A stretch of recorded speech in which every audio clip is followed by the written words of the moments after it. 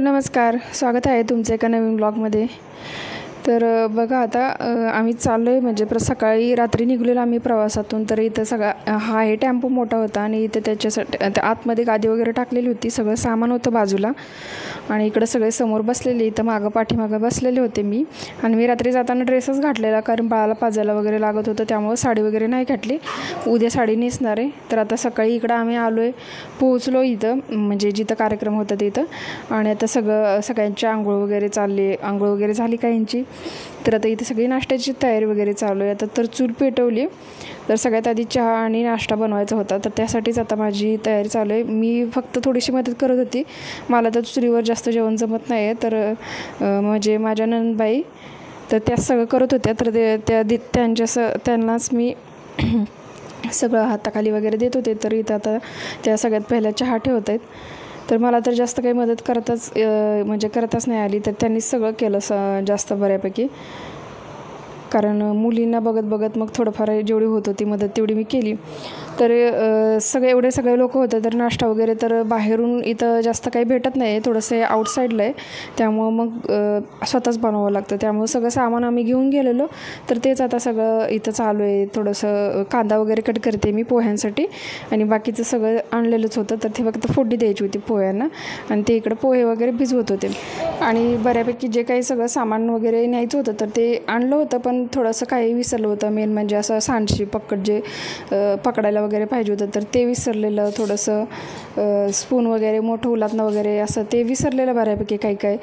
तर त्यामुळे थोडीशी हे पण म्हणजे काहीतरी जुगाड करून असं कापड वगैरे वापरूनच मग हे सगळं केलं। थोडंफार असं काही विसरलेलं सामान, कारण सगळंच घ्यायचं असं शक्य होत नाही, काही ना काहीतरी विसरूनच जातं। तर आता इथं सगळेजण होते, थोडेफार कोणी ना कोणी तर मदत करत होतं, आणि सगळ्यांचंच असं बाकीचं वेगवेगळं काम चालू होतं।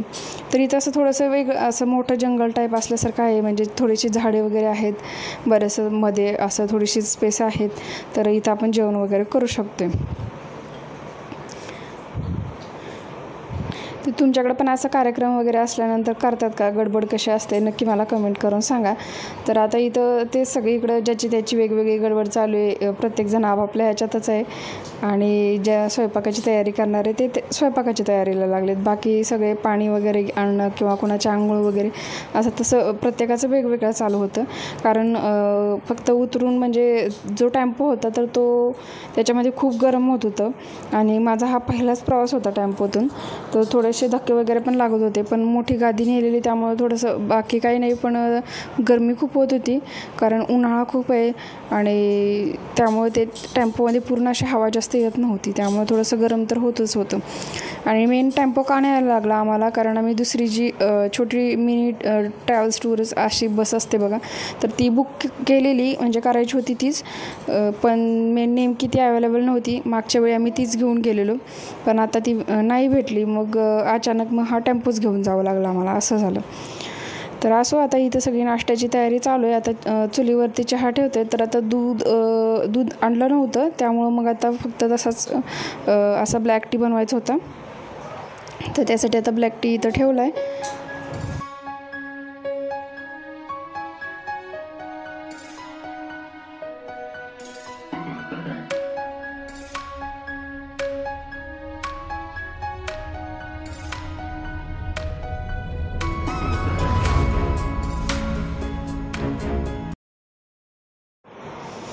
तर आम्ही म्हणजे इथं थोडे लोक आहेत, अजून थोडे बाहेर गेलेले, थोडंसं मार्केटमध्ये काय आणायला वगैरे, तर ते नंतर येणार होते, त्यामुळे दूध वगैरे ते नंतर पाठीमागून आणणार होते। तर आता इथं चहा तर होत आला आहे, चहा झाला की आता मग सगळ्यांना चहा थोडं करून द्यायचं। तर इथं थोडंसं मी व्हिडिओ बनवत होते, तर दीदींनीच सगळं केलं, मी तर थोडंसं फक्त मदतच केली, कारण मी मगाशी सांगितलं चुलीवर तर जर जमतच नव्हतं, तर बाकीचं कांदा वगैरे कट करून देणं किंवा थोडी छोटी मदत जी काय हवी होती तर ती मी अशी थोडी केली। तर इथं आधी त्यांनी आता मग थोडंसं तांब्यामध्ये पूर्ण चहा असा गाळून घेतला, आणि मग जे कप वगैरे काढलेले होते तर त्याच्यात ओतून दिला सगळ्यांना। आणि हे जे पातेलं होतं तर ते आता थोडंसं पोह्यांसाठी ठेवायचं आहे। तर पातेल्याच्या बाजूने याला थोडंसं तेल आणि निरमा पावडर जे आहे तर ती निरमा पावडर असे थोडेसे मिक्स करून लावायची, म्हणजे ते काळं आहे तर ते पटकन घासताना निघलं जातं. तर त्यासाठी असा तो थर दिला आहे, किंवा मग मातीचाही थर देतात काही ठिकाणी. तर त्यामुळं जे पातेलं आपण घासतो तर तेव्हा जास्त ते काळं म्हणजे झालेलं असतं चुलीवरचं, तर ते निघतं बऱ्यापैकी लवकर. तर आता इथं चहा वगैरे सगळ्यांना दिला. तर चहा वगैरे सगळ्यांनी घेतल्यानंतर मग लगेच आता इथं पोह्याची तयारी करायची चालली आहे. तर पोह्याला सगळं ते फोडणीचं वगैरे सामान एकत्रच, म्हणजे जिरं मोहरी वगैरे सगळे आधीच आणलेलं होतं. तर इथं मिरची आणि कांदा चिरलेला होता तर तो एकदम टाकला ह्याच्यामध्ये. आणि शेंगदाणे होते तर ते भाजूनच आणलेले होते, त्यामुळे ते थोडेसे पाटे मागून दिले फोडणीमध्ये. तर आता इथं लगेच चहानंतर लगेच आता नाश्त्यासाठी पोहे बनवून घ्यायचे चाललेत.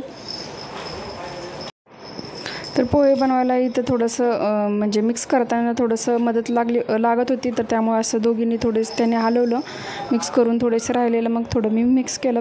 असं करून पोहे सगळ्यांचे म्हणजे बनवून झाले आणि लगेच पोह्यांचा नाश्ता पण करून घेतला सगळ्यांनी.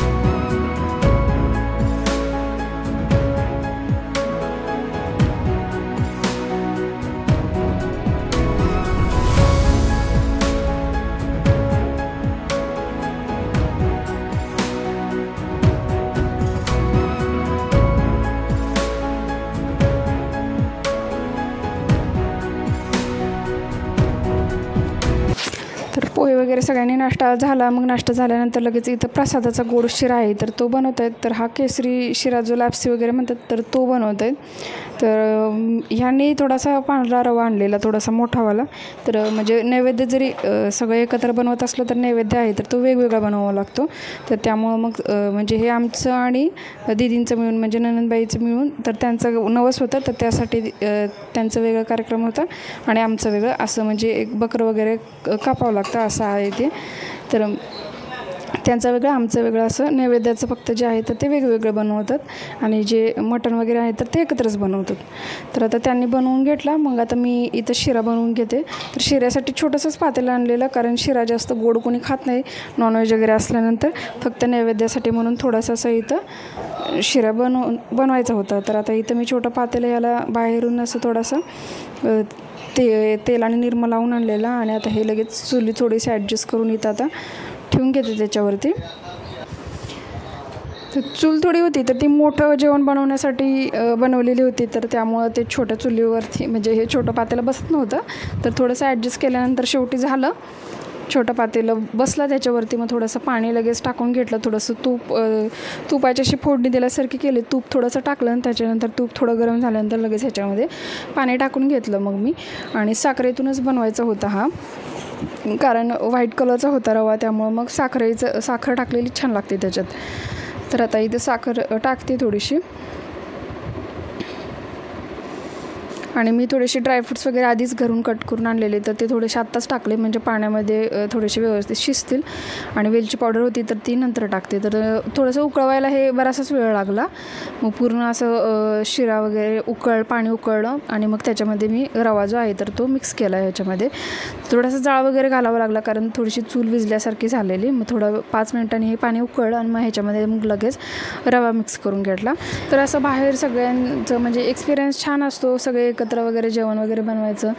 पण ऊन खूप होतं, उन्हाचा त्रास खूप होता. नेक्स्ट टाईम जेव्हा पण जाईन तर तेव्हा थोडंसं ऊन कमी असतानाच गेलेलं बरं.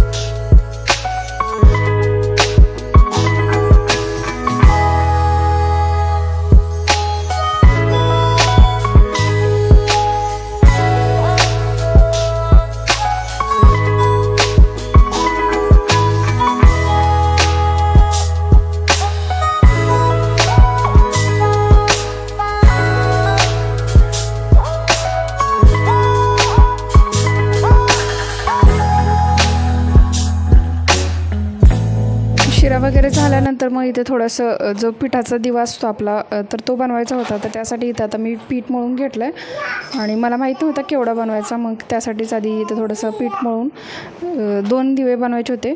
तर त्यासाठी इथं मी पीठ घेतले आणि बनवते. तर आधी मी एक छोटा बनवून बघितला, तर विचारून मग नंतर असाच दुसरा म्हणजे साईज वगैरे कशी तर ते बनवून बघितलं. तर शेवटी ते पिठाचे दिवे बनवत होते. इथं तेच चाललेलं आणि नैवेद्याचं काय काय लागतं वगैरे म्हणजे ते पानं फुलं वगैरे जे काय होतं तर ते इथं सगळं तयारी करत होते. एका ताटामध्ये काढून ठेवत होते. तर इकडं बाजूला जे आहेत तर ते माझे सासरे सगळं काढून ठेवत होते आणि ते म्हणजे 2 नैवेद्य बनवत होते, एक दीदींसाठी एक आमच्यासाठी, असं वेगवेगळं चाललेलं होतं. तर सगळ्यांची आता नैवेद्याची तयारी चाललेली, कारण आधी हा गोड म्हणजे नैवेद्य तिकडून आणलं की मग ते बकरं वगैरे कट करून शिजवायचं होतं. तर त्यासाठी आधी हे नैवेद्य जे आहे तर ते सगळं बनवणं गरजेचं होतं. तर इकडं ताटात असे वेगवेगळे दोन्ही ताटात 2 तयार करून घेत होते. पीठ वगैरे जे काही लागणार होतं, काय काय हवं होतं तर ते घेत होते. तर इथं तेच तयारी चाललेली.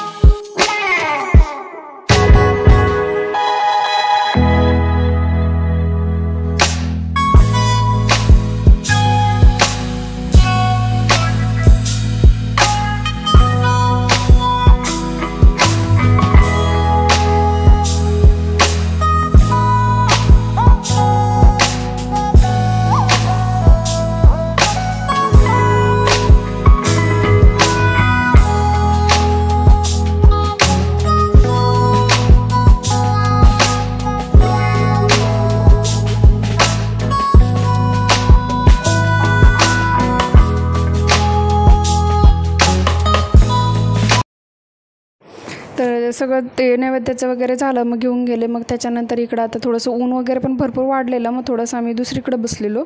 मगाशी थोडं उलट्या साईडला होतं, आता या थोड्याशा उलट्या साईडला बसलो, कारण झाडं वगैरे होती, सावली वगैरे होती, पण तरी थोडंफार असं मधून ऊन लागत होतं. तर आता इथं आमचा गप्पा मारत चाललेलं होतं बाकीचं कट करायचं. तर आता इथं मटणासाठी मग मी इथं टोमॅटो कट करते.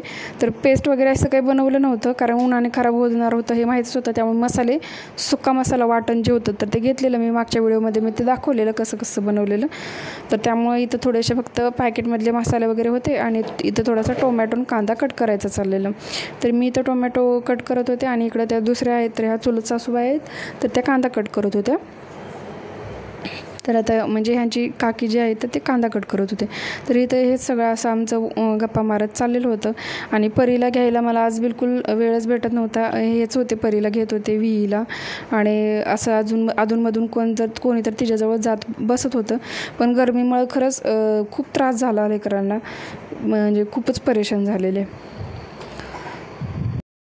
तर इथं बरंचसाच तेच वेळ चाललेलं होतं आमची तयारी भाजीची मटणासाठी. आधीची जी काही प्रिपरेशन छोटी मोठी कोथिंबीर वगैरे, कांदा कट करावा ना, कटिंगचं वगैरे आहे तर ते सगळं इथं चाललेलं. तर आजच्या ब्लॉगमध्ये एवढंच. पुढच्या ब्लॉगमध्ये बाकीचं जे आहे तर ते मी शेअर करेन, कारण व्हिडिओ खूपच मोठा होते. जर तुम्हाला आवडला हा व्हिडिओ तर नक्की लाईक करा. नवीन असाल तर प्लीज चॅनलला सबस्क्राईब करा. भेटू पुढच्या व्हिडिओमध्ये.